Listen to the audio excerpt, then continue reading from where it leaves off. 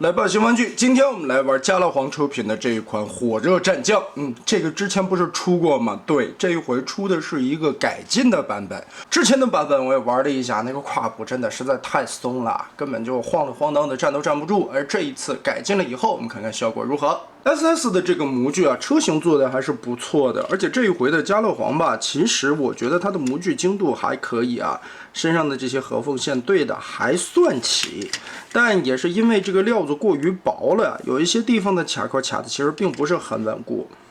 这一块的小枪可以插在尾部。除此之外，家乐福这回还会带两个奇怪的大刀，这玩意儿是你的兵器吗？看着造型是不错，但是这根本就没出现过嘛！而且这玩意儿是好像之前 MMC6 面授那个是不是？其实作为家乐福啊，走线下市场这种小商品玩具，所以它的价格都是特别便宜的。模具的精度我觉得问题不算太大，密合起来车型也能看。首先第一步，把这一片翘起来，整个的拉开，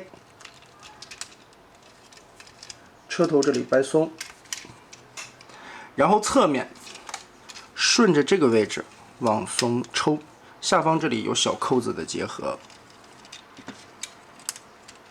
抽开。前方这里挂钩的位置有一个卡的地方，注意看这个位置其实是特别纤细的一个卡子啊。翻过来，把它贴在手臂上。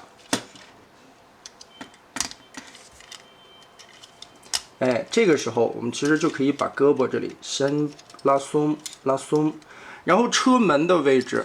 侧面这里又有一些边缘的夹角和一些形状的咬合扣，把这里拉松，然后车顶整个往后掰，脱开这里边的两个扣子，根部有一个滑道，我们往起拉一拉，再旋转个180度贴上来。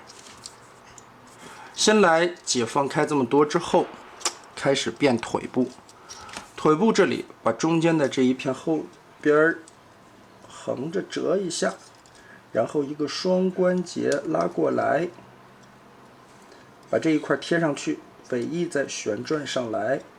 主要还是注意这个关节的走向啊，先横着掰开插扣，打一个90度，再根据根部这里边很多段的关节，整个把它撸直了，这一片和尾翼都贴上去，变成脚后跟。这个时候大腿横转。变成这个样子。现在的情况下，我们就可以把腰部旋转180度，但是吧，这个地方还是有一点卡边啊，稍微的接一点韧性。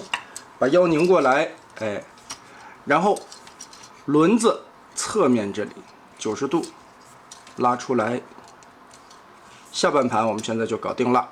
上半身的变形，把肩膀的这个轴拉起来，整个的脑袋顺着这个窟窿。往过钻过来的同时，我们还要把这一圈旋转过来，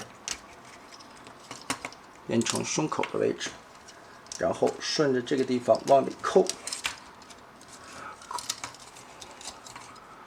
扣过来左右，再把这个胸甲夹起来，脑袋拧180度转正。后边的这两块零件往下折，小翅膀的边缘这里180度再对折进去，但是这个扣子特别的松啊，它这个地方是一个插扣，又没有穿轴啥的，翅膀就摆成这个样子就可以了。其实变形的逻辑跟 SS 原版的那个是差不多的，这回主要改进点在哪里呢？我们打开胯部看。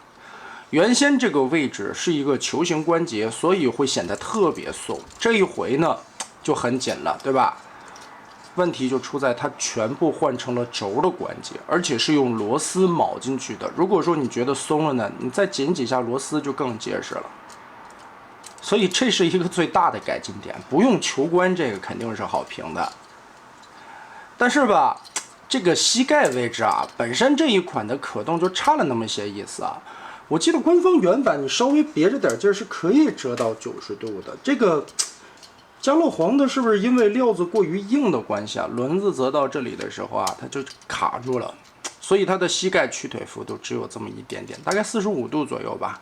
大枪拿在手上，这个造型也是没有什么太大的问题的。